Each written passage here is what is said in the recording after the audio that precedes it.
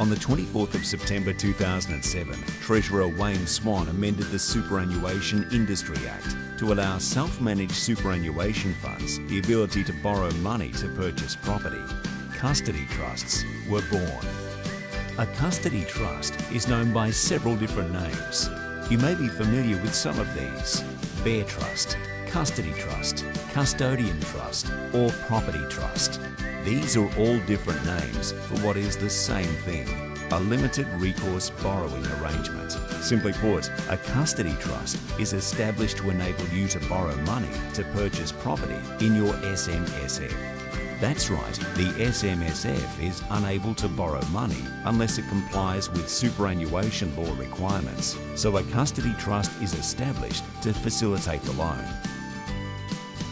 There are advantages to establishing a custody trust, and these include: a custody trust allows you financial leverage to invest in your SMSF. If the investment is made wisely, your SMSF has the potential to grow significantly. A custody trust offers protection. In the event of a loan default, the bank does not have any recourse on other assets within the SMSF. Your nest egg is safe. All costs relating to the property can be paid by the SMSF. These costs include water, rates, maintenance and repairs. Likewise, rental income received by the property is deposited directly into the SMSF. The SMSF makes the loan repayments. The custody trust simply holds the property or asset for the beneficial owner, the SMSF. It does not require an ABN or TFN. When the loan is repaid, the property reverts back to the SMSF. Some general info on custody trusts. Did you know the lender doesn't have to be a bank? The trustee can borrow the money and then on-lend to the SMSF. There is no CGT payable on transfer of the asset from the custodian trust to the SMSF, because there is no change in the beneficial ownership.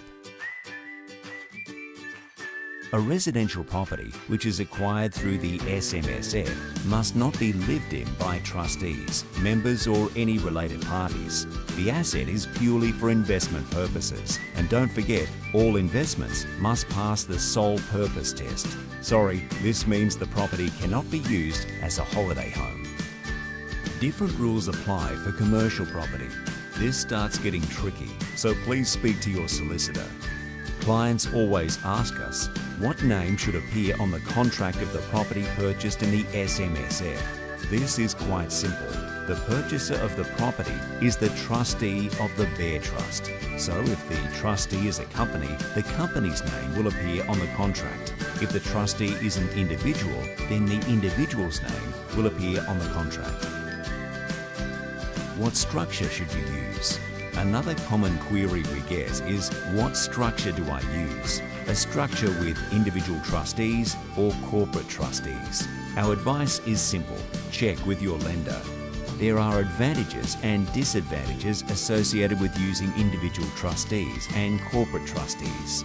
Here are just a few of them. Briefly, establishing a company to act as a corporate trustee doesn't come cheap. The ASIC fee alone is over $450. On the other hand, appointing individual trustees for your SMSF is a lot less expensive. However, the advantage of establishing the corporate trustee can come into play later on down the track. You see, the law requires the assets of an SMSF to be held in the names of the trustees of the fund. In the event of death, divorce or resignations, there is no requirement to change the name in which the assets are held. This is because all assets are held in the name of the company. This is the simpler option. You see, a company is an indefinitely continuing entity. It allows multiple generations of a family to come and go from a fund. There is much greater fluidity. This means easier administration. For a fund which uses individual trustees, the death, divorce or resignation of members or trustees can cause all sorts of costly legal and administration issues. This can be avoided by using a corporate trustee. In summary, you should speak to your lender before deciding on the best structure to use for your SMSF and custody trust setup. We hope you enjoyed this brief presentation.